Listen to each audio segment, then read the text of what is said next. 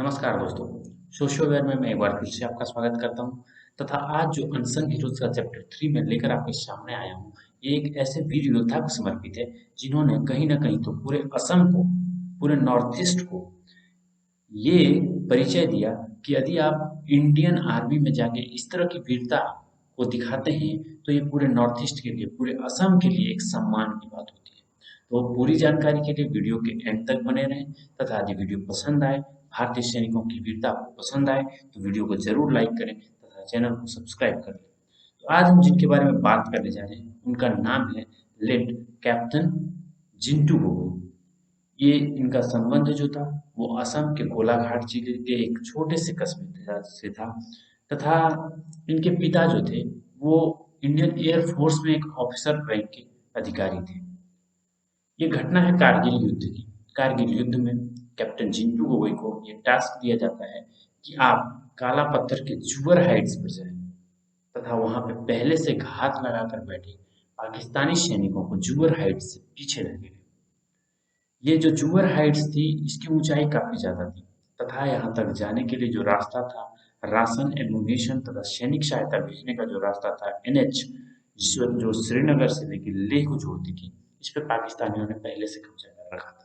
इसका मतलब ये बनता है कि यहाँ पे जो ट्रूप्स जाएगी, उन्हें सहायता के रूप में न तो राशन भेजा जा सकता था, ना ही एम्युनिशन भेजा जा सकता था, ना ही अलग ट्रूप्स आ सकती थी।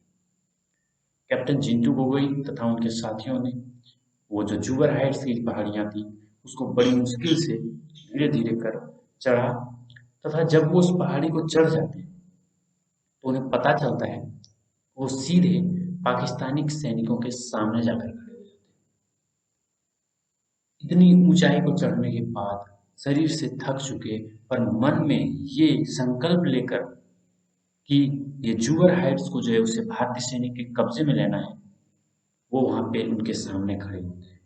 पाकिस्तानी सैनिक इन्हें सरेंडर करने को कहती है। जब कैप्टन ने सरेंडर का शब्द सुना, तो उनके मुंह से एक वाक्य निकलता है, जो कि गढ़वाल राइफल्स का ध्येय वाक्य होता है कि युद्धाय कृत निश्चय, का मतलब कि हमने युद्ध का निश्चय ले लिया है। पाकिस्तानी सैनिक इसको समझ पाते, इसके पहले ही उनके साथियों के द्वारा एक दूसरा वाक्य निकलता है कि वद्री विशाल नाग की जय। ये वाक्य कैप्टन जिंटू गोगोई के लिए एक संदेश था कि हमने युद्ध का निश्चय लिया है और हम आपके साथ ही, आपके साथ खड़े हैं। आपने जो ऑर्डर दिया है, हमने उसे समझ लिया है।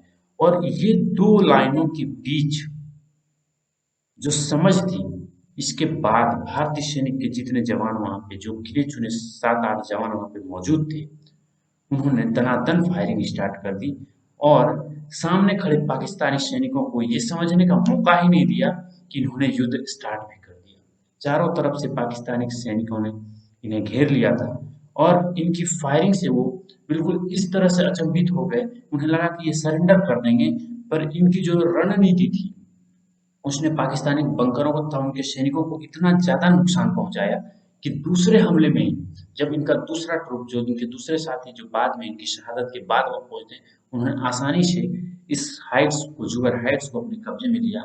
हालांकि इस युद्ध में कैप्टन जिंटू गोगोई तथा उनके सारे सैनिकों को शहादत मिल जाती है, लेकिन सबसे दुख की बात यह थी कि जिंटू गोगोई युद्ध में जाने से पहले छुट्टी पर थे और महज शहादत के 12 दिन पहले इनकी सगाई हुई थी। तो कैप्टन जिंटू गोगोई को भारतीय सेना ने और भारतीय सरकार ने वीर सम्मान के साथ सम्मानित किया। अगर कैप्टन जिंटू गोगोई का ये अध्याय आपको अच्छा लगा, तो वीडियो को लाइक करें, चैनल को सब्सक्राइब करें। जय हिंद।